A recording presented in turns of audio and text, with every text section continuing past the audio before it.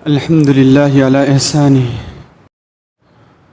والشكر له على توفيقه وامتنانه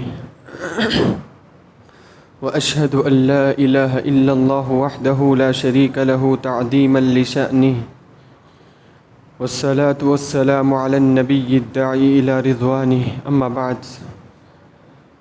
فأعوذ بالله السميع العليم من الشيطان الرجيم من همزه ونفخه ونفثه بسم الله الرحمن الرحيم يا أيها الذين آمنوا اتقوا الله حق تقاته ولا تموتن إلا وأنتم مسلمون يا أيها الناس اتقوا ربكم الذي خلقكم من نفس واحدة وخلق منها زوجها وبث منهما رجالا كثيرا ونساء واتقوا الله الذي تساءلون به والأرحام إن الله كان عليكم رقيبا يا أيها الذين آمنوا اتقوا الله وقولوا قولا سديدا يصلح لكم أعمالكم ويغفر لكم ذنوبكم ومن يطع الله ورسوله فقد فاز فوزا عظيما فإن أحسن الكلام كلام الله وأحسن الهدى هدى محمد صلى الله عليه وسلم وشر الأمور محدثاتها وكل محدثة بدعة وكل بدعة ضلالة وكل ضلالة في النار أعوذ بالله من الشيطان الرجيم بسم الله الرحمن الرحيم إنا أنزلناه في ليلة مباركة إنا كنا منذرين فيها يفرق كل أمر حكيم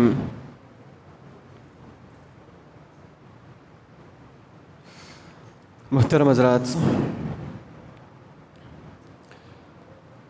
خطبہ مسنونہ کے بعد سورہ دخان کی ابتدائی آیتیں پڑھی گئیں۔ اللہ تبارک و تعالیٰ نے اس آیت کریمہ میں قرآن مجید کے نزول کا تذکرہ کرتے ہوئے کہا، یقیناً ہم نے قرآن مجید کو بابرکت رات میں اتارا ہے۔ یہ وہ رات ہے جس میں کہ سال بھر کے معاملات طے پاتے ہیں۔ حضرات، ماہ رمضان دیگر مہینوں کے مقابلے میں افضل ہے، دیگر مہینوں کے مقابلے میں زیادہ اہمیت رکھنے والا ہے۔ تو اس حیثیت سے کہ اللہ تبارک و تعالیٰ نے اس مہینے کو قرآن مجید کے نزول کے ساتھ خاص کیا یا قرآن مجید کے نزول کے ساتھ شرف بخشا، اہمیت دی۔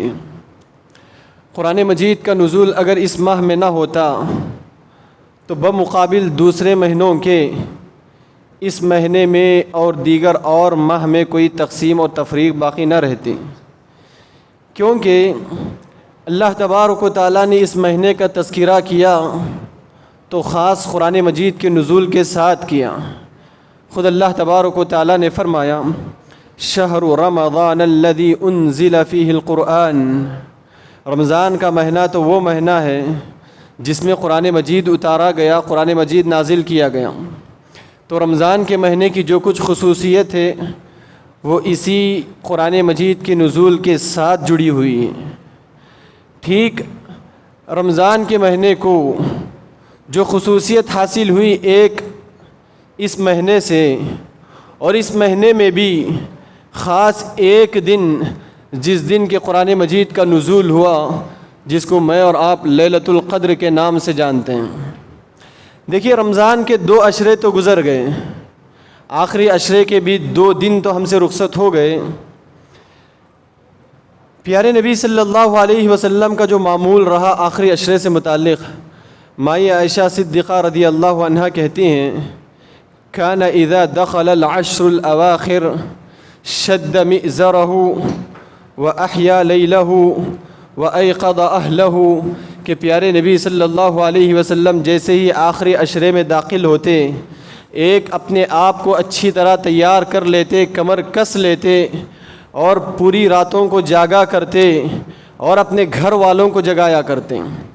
دیکھیے، ایک چیز پیارے نبی صلی اللہ علیہ وسلم کا اپنے آپ میں کمر کسنا، اپنے آپ میں عبادتوں کے لیے پوری طرح مضبوطی سے تیار ہو جانا، اتنی مضبوطی یا اس قدر تیاری یا اس قدر عبادتیں، مائی عائشہ صدیقہ رضی اللہ عنہ کہتی ہیں کان یجتہد فی العشر الاواخر ما لا یجتہد فی غیرہ، پیارے نبی صلی اللہ علیہ وسلم دیگر اور مہینوں کے مقابلے میں ماہ رمضان میں عبادتوں میں اور زیادہ اضافہ ہوتا، پیارے نبی کی عبادتوں میں اور زیادہ اضافہ ہوتا۔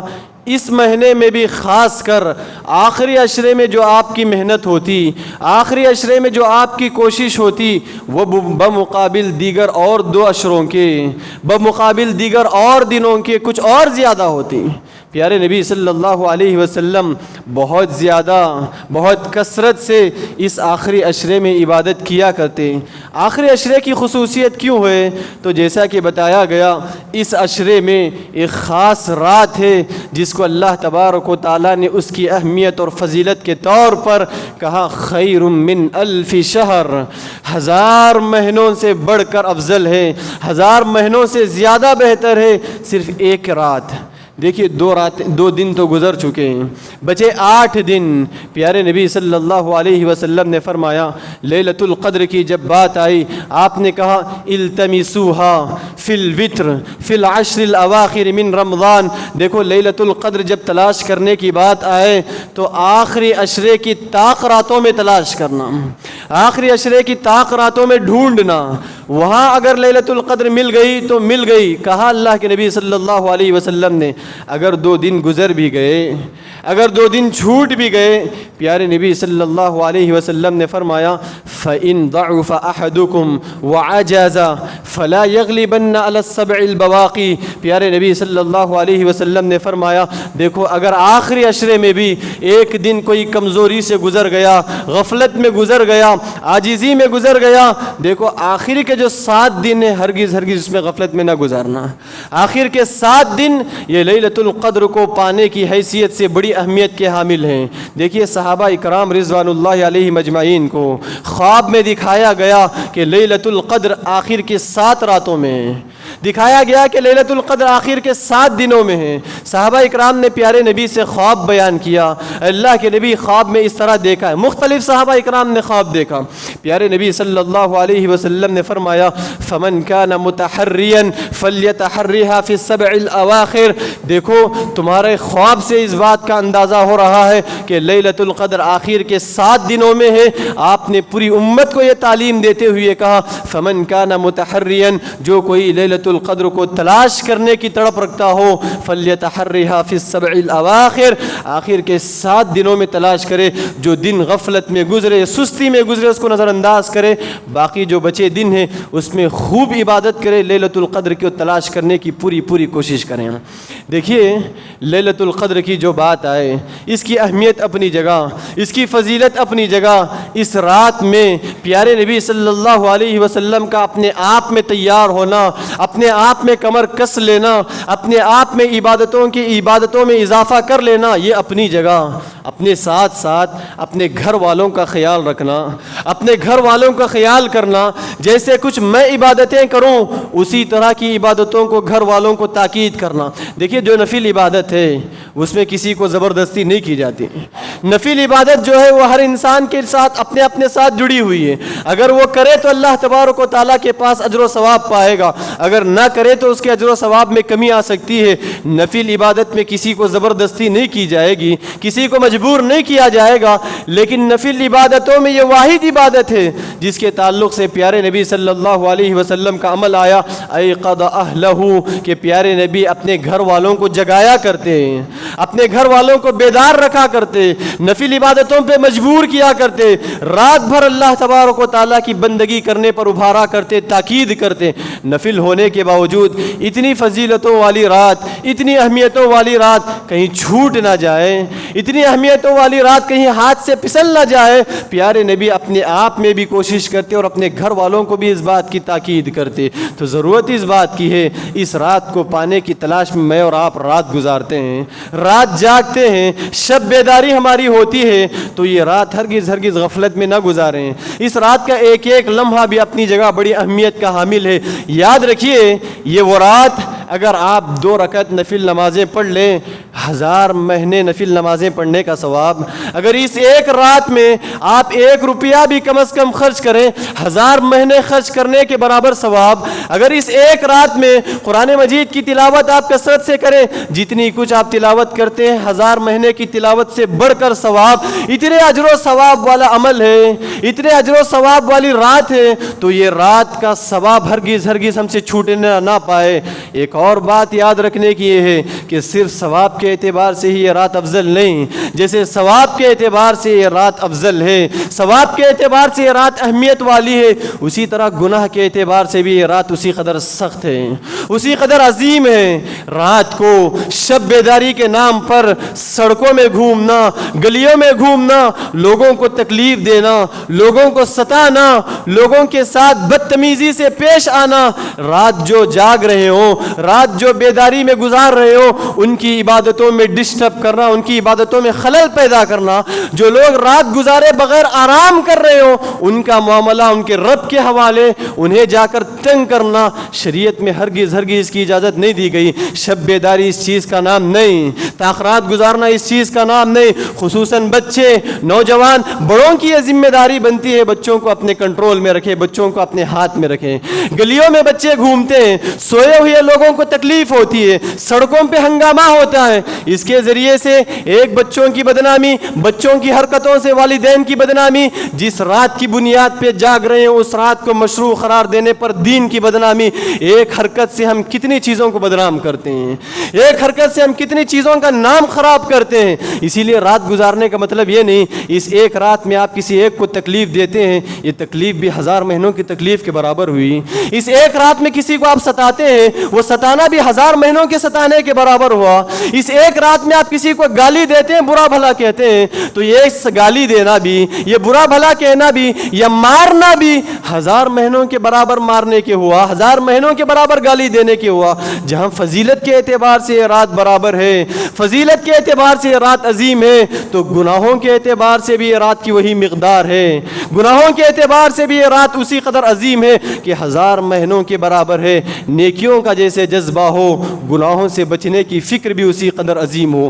دیکھیے لیلۃ القدر میں جیسا کہ صبح کے درس میں بھی بتایا گیا، جو عظیم کام کرنے کا ہے، کام بڑا آسان ہے۔ رات جاگیں، اپنے آپ کو نیند سے روکیں، یہ کام بڑا آسان ہے۔ اپنے آپ کو دنیاوی جھمیلوں سے آزاد کر کے اعتکاف کے خیمے میں بیٹھنا، اپنے آپ کو اللہ کے لیے وقف کرنا، یہ کام بڑا آسان ہے۔ صبح سے شام تک بھوکے پیاسے رہ کر اپنے آپ کو روزے میں رکھ کر اللہ کو منوانا، یہ کام بڑا آسان ہے۔ رات بھر قیام کر کے، رات بھر کھڑے ہو کر اللہ کے آگے عبادت کرنا، نماز پڑھنا، یہ بھی بڑا آسان ہے۔ رات بھر قرآن مجید کی تلاوت کرنا، رات بھر اپنی زبان کو تلاوت سے تر رکھنا، یہ کام بھی بڑا آسان ہے۔ رات بھر رب العالمین کے آگے ہاتھ پھیلا کر رونا، گڑ گڑانا، یہ کام بھی بڑا آسان ہے۔ لیکن لیلۃ القدر پانے کا اصل مقصد یہ ہے، لیلۃ القدر میں اصل کرنے والا کام یہ ہے کہ سب سے پہلے روٹھوں کو منایا جائے، تعلقات جوڑے جائیں، توڑے ہوئے تعلقات کو آج ختم کر کے آپس میں ایک دوسرے کی صلح کریں، تبھی لیلۃ القدر پانے کا اصل مطلب ہوا اور لیلۃ القدر کا اصلی ثواب ہوا۔ دیکھیں لیلۃ القدر کے واقعے پہ غور کر کے دیکھیں، پیارے نبی صلی اللہ علیہ وسلم نے فرمایا، مجھے لیلۃ القدر دکھا دی گئی، میں آیا کہ صحابہ کو خبر کروں، میں آیا کہ صحابہ کو بتلاؤں کون سی رات لیلۃ القدر کی ہے۔ پیارے نبی کہتے ہیں، راستے میں 2 لوگ جھگڑ رہے تھے، 2 لوگوں کے جھگڑے کی وجہ سے لیلۃ القدر اتنی عظیم اجر و ثواب والی رات کی پہچان مٹا دی گئی، ختم کر دی گئی۔ پھر اس رات کی پہچان ہونی ہے، وہ رات ملنی ہے اور اس رات کو پانا ہے، تو 2 جھگڑے ہوئے لوگ جن کے جھگڑنے سے رات محروم ہو گئی، رات کی پہچان سے ہم دور ہو گئے، پھر دو لوگوں کو ملنا پڑے گا تبھی وہ رات ملنے والی ہے، پھر دو لوگوں کو آپس میں جڑنا پڑے گا تبھی وہ رات کا اجر و ثواب ملنے والا ہے۔ واقعے پہ غور کر کے دیکھیں، پیارے نبی کی بات پہ غور کر کے دیکھیں، دو لوگ جھگڑ رہے تھے، جھگڑے میں صلح کے دوران میرے ذہن سے یہ بات اٹھا لی گئی، جھگڑے میں صلح کے دوران میرے ذہن سے یہ بات بھلا دی گئی، جھگڑا تھا جو لیلۃ القدر سے محروم کروا گیا، اختلاف تھا جو لیلۃ القدر کی پہچان سے محروم کروا گیا، اب پھر لیلۃ القدر میں ملنا ہے، لیلۃ القدر پانی ہے اور لیلۃ القدر حاصل کرنی ہے، تو یہی جھگڑے ہوئے لوگوں کو پھر سے ملنا ہوگا، تبھی چل کے لیلۃ القدر بھی ملے گی، لیلۃ القدر کا اجر و ثواب بھی ملے گا۔ اللہ تبارک و تعالیٰ کے دربار میں ہاتھ اٹھا کر گناہوں کی معافی مانگتے ہیں، جب تک انسان کو معاف نہ کرے اللہ کی معافی ہرگز نہیں ملے گی۔ تو لیلۃ القدر میں سب سے پہلے بنیادی کام یہ کرنا ہے، اپنے آپ کو مسجد میں لانے سے پہلے، عشاء کی نماز میں ہم مسجد میں آتے ہیں، عشاء سے لے کر فجر تک اپنے آپ کو عبادتوں میں کھپاتے ہیں، عشاء کو مسجد میں آنے سے پہلے جس سے تعلق ٹوٹا ہو آپس میں ایک دوسرے سے معافی چاہ کر صلح کر کے مل کر آئے، دل صاف کر کے اپنے آپ کو عبادتوں میں لگائیں، تب چل کے عبادت قابل قبول ہوگی۔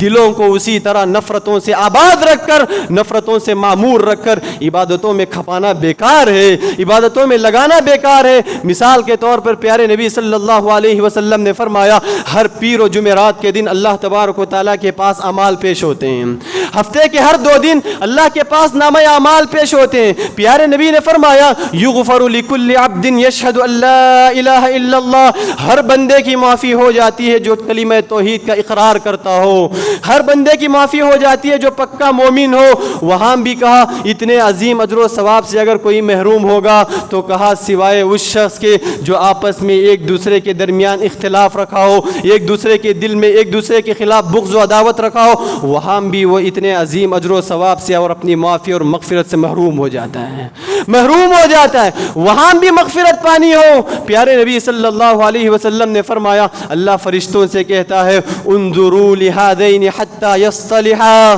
انظروا لہذین حتی یصطلحا، مغفرت اسی وقت ملے گی، معافی اسی وقت حاصل ہوگی، چھوڑ دو دونوں کو، جب تک ایک دوسرے سے ملیں گے نہیں، ایک دوسرے کو معاف نہیں کریں گے، اس وقت تک معافی نہیں ملنے والی۔ تو بالکل یہی معاملہ ہے لیلۃ القدر کا، رات بھر ہم رو کر معافی چاہتے ہیں، معافی ملنی ہے، ایک دوسرے کو معاف کریں، تب اللہ کے آگے معافی کے لیے ہاتھ اٹھائیں، قابل قبول ہوگی۔ دیکھیں ایک اور بات، لیلۃ القدر میں جو دعا کا اہتمام کرتے ہیں، گناہوں کی معافی کا جو اقرار کرتے ہیں، گناہوں کا جو اعتراف کرتے ہیں، گناہوں پر جو شرمندگی کا اللہ تبارک و تعالیٰ کے پاس احساس دکھاتے ہیں، ساتھ ہی ساتھ ایک اور دعا لازماً اللہ تبارک و تعالیٰ کے دربار میں کریں۔ یہ وہ رات ہے، یہ وہ رات ہے جس دن آئندہ آنے والے سال تک کے معاملات ہمارے طے پاتے ہیں، آئندہ آنے والے سال تک کی تقدیر، ہماری تقدیر کے فیصلے ہمارے ہوتے ہیں۔ اللہ تبارک و تعالیٰ نے تقدیر کے فیصلے سے پیدائش سے پہلے کیے، فرشتے اس سے لا علم ہے، فرشتوں کے حوالے کی جاتی ہے آج تقدیر، فرشتوں کے حوالے کی جاتی ہے آج تقدیر کے معاملات۔ اللہ سے دعا کریں کہ ہماری تقدیر اچھی بنے، اللہ سے دعا کریں ہمارا مستقبل اچھا بنے، اللہ سے دعا کریں کہ اللہ تعالیٰ اور رمضان کی گھڑیاں ہماری زندگیوں میں نصیب کرے، اللہ سے دعا کریں کہ قرض کے بوجھ کے تلے کوئی دبے ہوئے ہوں، قرض کے بوجھ سے اللہ آزاد کر دے، اللہ سے دعا کریں جو مشکلات میں پھنسے ہوئے اللہ مشکلات کو آسانیوں میں بدل دے۔ اپنے قسمت کا فیصلہ انسان کے ہاتھوں، پیارے نبی صلی اللہ علیہ وسلم نے فرمایا، لا يرد الدعاء الا القضاء، کہ دیکھو دعا کو لا يرد القضاء الا الدعاء، پیارے نبی نے فرمایا تقدیر کو ٹالنا ہے، قسمت کے فیصلے کروانا ہے، قسمت کو تبدیل کرنا ہے، قسمت کو بدلنا ہے، اپنے ہاتھوں ہے کہ دعا کرو، اللہ تبارک و تعالیٰ کے پاس اس ایک سہارے سے اپنی قسمت کے فیصلے کروا سکتے ہو، ایک دعا کے ذریعے اپنی قسمت طے کرا سکتے ہو۔ رات میں جیسے گناہوں کی معافی طلب کی جاتی ہے، ساتھ ہی ساتھ اپنی قسمت بھی طے کروائیں، یا آپ کے اپنے ہاتھوں ہے۔ اللہ تبارک و تعالیٰ سے دعا کریں، اے اللہ طاق راتوں میں، شب قدر میں، آئندہ سال تک کے جو ہماری قسمتیں طے ہوتی ہیں، فیصلے ہوتے ہیں، اے اللہ ہماری قسمت یہ ہو آئندہ سال اس حیثیت سے ہمارے حق میں خیر بنے، آئندہ سال اس حیثیت سے ہمارے حق میں بھلائی کا سبب بنے. جو کچھ مانگنا چاہے, جو کچھ منوانا چاہے, اچھا موقع ہے اللہ تبارک و تعالیٰ کے پاس منگوانا نہ بھولیں. دیکھیے آخری عشرہ ایک تو لیلۃ القدر کی تلاش میں گزرتا ہے, ایک تو لیلۃ القدر کی تلاش اور پہچان اور جانچ میں گزرتا ہے. اس میں یہ کام کیے جانے والے ہیں. ساتھ ہی ساتھ آخری عشرے میں جو کیا جانے والا ایک اور کام ہے وہ اعتکاف ہے. وہ اعتکاف ہے. اعتکاف کے لیے ایک بنیادی شرط یہ ہے مسجد کا ہونا ضروری ہے. بہت سے لوگوں کی شکایت ہوتی ہے, بہت سے لوگوں سے سوال آتا ہے, جو لوگ مسجد آنے سے عاجز ہیں, مسجد آ نہیں سکتے, وہ گھر میں اعتکاف کر سکتے ہیں کا؟ اعتکاف کے لیے لازمی شرط یہ ہے کہ مسجد ہی میں اعتکاف ہوگا, مسجد کے علاوہ کہیں اور اعتکاف نہیں ہوگا. اللہ تبارک و تعالیٰ نے قرآن مجید میں جہاں جہاں اعتکاف کا تذکرہ کیا وہاں مسجد سے جوڑ کر کیا. دیکھیے اللہ تبارک و تعالیٰ نے مسجد حرام کا تذکرہ کیا, اللہ نے مسجد حرام کی تعمیر کا تذکرہ کیا. جب ابراہیم علیہ السلام اسماعیل علیہ السلام کو اللہ نے حکم دیا ان طہر بیتی للطائفین والعاکفین, مسجد حرام کی پاک و صفائی کا حکم ہوا تو کہا دیکھو اعتکاف کرنے والوں کے لیے مسجد حرام کو پاک رکھو, طواف کرنے والوں کے لیے مسجد حرام کو پاک رکھو. اعتکاف کا تذکرہ کیا تو اللہ نے مسجد کے ساتھ جوڑ کر کیا. اعتکاف ہوگا تو صرف مسجد میں ہوگا, مسجد کے علاوہ کہیں اور اعتکاف نہیں ہوگا. خود اللہ تبارک و تعالیٰ نے فرمایا وَلَا تُبَاشِرُوهُنَّ وَأَنْتُمْ عَاكِفُونَ فِي الْمَسَاجِدِ. میاں بیوی کو ایک ساتھ حکم دیتے ہوئے اللہ تبارک و تعالیٰ نے فرمایا جب مسجد میں اعتکاف میں بیٹھے ہوئے ہو آپس میں ایک دوسرے سے نہیں ملنا ہے, آپس میں ایک دوسرے سے تنہائی میں نہیں ملنا ہے. یہ اعتکاف کا احترام ہے اور یہ مسجد کا احترام ہے کہ مسجد میں یہ کام نہیں ہوگا. یہ اعتکاف مسجد اس کے لیے شرط ہے. پیارے نبی صلی اللہ علیہ وسلم جب تک ہین حیات رہے, جب تک بقید حیات رہے, آپ کا معمول رہا کہ پیارے نبی صلی اللہ علیہ وسلم مسجد میں اعتکاف کرتے. ثم اعتکف ازواجہ من بعدی, پیارے نبی کی جب وفات ہوئی, پیارے نبی کا انتقال ہوا تو ازواج مطہرات بھی مسجد میں آ کر اعتکاف کیا کرتی. مسجد کے علاوہ کہیں اور جگہ کسی کا اعتکاف نہیں ہوگا. اعتکاف کرنا ہو تو مسجد لازمی چیز ہے, لازمی شرط ہے. مسجد میں اگر موقع ملے تو اعتکاف ہوا, مسجد میں اگر موقع نہ ملے تو اعتکاف نہ ہوا. اعتکاف کے لیے وقت یہ کہ اپنے آپ کو مغرب سے پہلے پوری تیاری کے ساتھ مسجد میں آ جائیں, صبح فجر کی نماز ہونے کے ساتھ ساتھ اپنے اعتکاف کی جگہ میں داخل ہو جائیں. وہ اعتکاف جو فجر کے بعد سے شروع ہوگا, کسی سے تعلقات نہیں ہوں گے, کسی سے بات چیت نہیں ہوگی, کسی سے گفتگو نہیں ہوگی. اعتکاف نام ہے آپ کا تعلق اپنے رب کے ساتھ ہے, اعتکاف نام ہے آپ کی تنہائی آپ کے رب کے ساتھ ہے, اعتکاف نام ہے آپ کی سرگوشی آپ کے رب کے ساتھ ہے. آپ اعتکاف اس حیثیت سے حاضر ہوئے, اعتکاف اس چیز کا نام ہے کہ آپ دنیا سے آزاد ہو کر وہاں آئے ہیں. اعتکاف اس چیز کا نام ہے آپ دنیاوی مصروفیات کو ترک کر کے وہاں آئے ہیں. وہاں آنے کے بعد بھی دنیاوی مصروفیات میں ہرگز نہ لگے, اپنے آپ کو اللہ تبارک و تعالیٰ کو راضی کرنے, عبادتیں کرنے, قرآن کی تلاوت کرنے, ذکر و اذکار کرنے اور اللہ تبارک و تعالیٰ کے دربار میں دعا و استغفار کرنے میں لگا دیں. لوگوں سے تعلقات ترک کریں. 10 دن کے تعلق ترک کرنے سے کچھ بگڑنے والا نہیں, 10 دن کی بات چھوڑنے سے کچھ بگڑنے والا نہیں. بات کریں, ضرورت کے مقدار بات کریں. اپنے اعتکاف کو اور اپنے خیمے کو گفتگوؤں کا مرکز نہ بنائیں, بات چیت کا مرکز نہ بنائیں. یہ اعتکاف عبادت ہے, عبادت کے ساتھ ہرگز مذاق نہ ہو. آخری چیز جو آخری عشرے سے متعلق ہے وہ ہے صدقۃ الفطر, وہ ہے صدقۃ الفطر.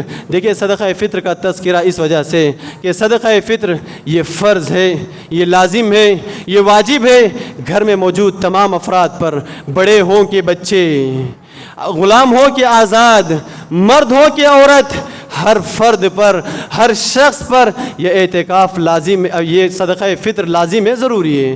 اس کا تذکرہ اس قدر اتنا پہلے اس وجہ سے یہ جو صدقہ فطر ہے یہ 1 دن پہلے بھی دیا جا سکتا ہے, 2 دن پہلے بھی دیا جا سکتا ہے اور پہلے بھی دیا جا سکتا ہے. اپنی ضرورت کی مقدار آپ جب چاہے ادا کر سکتے ہیں. پیارے نبی صلی اللہ علیہ وسلم کے متعلق عبداللہ بن مسعود رضی اللہ عنہ نے کہا فرض رسول اللہ زکاۃ الفطر طعام صاع من طعام, صاع من شعیر, صاع من عقد, صاع من زبیب. کہا پیارے نبی صلی اللہ علیہ وسلم نے صدقہ فطر فرض قرار دیا تو اپنے کھانے کی غذاؤں میں سے انسان جو چیز کھاتا ہے اس میں سے 1 سا غریبوں کو ادا کرے, مسکینوں کو ادا کرے. یہ صدقہ فطر کیوں دیا جاتا ہے, یہ صدقہ فطر کا مقصد کیا ہے؟ صحابہ اکرام کہتے ہیں پیارے نبی نے یہ صدقہ فطر فرض قرار دیا تو کہا طہرۃ للصیام و طعمۃ للمساکین, ایک ایک تو گناہ یہ اپنے روزے کی حالت میں جو گناہ ہوئے، روزے کی حالت میں جو غلطیاں ہوئیں، ان گناہ اور غلطیوں کی پاکی کی وجہ سے ہے،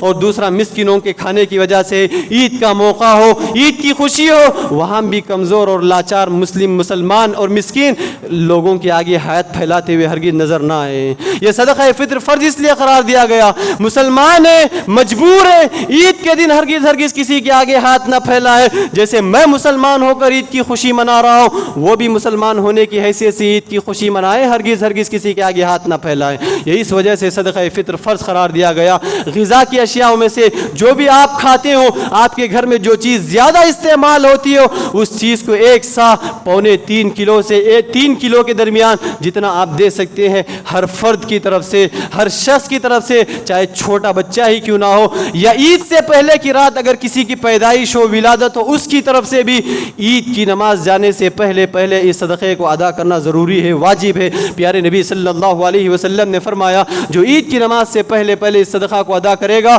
اس کا صدقہ اللہ کے پاس مقبول ہوگا زکوٰۃ فطر کے حساب سے۔ اگر کوئی عید کی نماز کے بعد ادا کرے، وہ عام صدقہ کہلائے گا۔ اس فرض سے آدمی محروم ہو جائے گا، فرض کی ادائیگی سے محروم ہونے کی بنیاد پر اللہ کے پاس سوال ہو سکتا ہے۔ دیکھیے، صدقہ فطر کے متعلق لوگوں میں ابھی سے یہ بات پھیلی ہوئی ہے کہ لوگ قیمتوں کا اندازہ لگا کر اعلان لگاتے ہیں کہ 80 روپیہ، 90 روپیہ، 100 روپیہ۔ ہر شخص اپنے دل سے پوچھے کہ کون ہے ایسا جو 100 روپیوں میں اپنے گھر کا گزارا کر سکتا ہو؟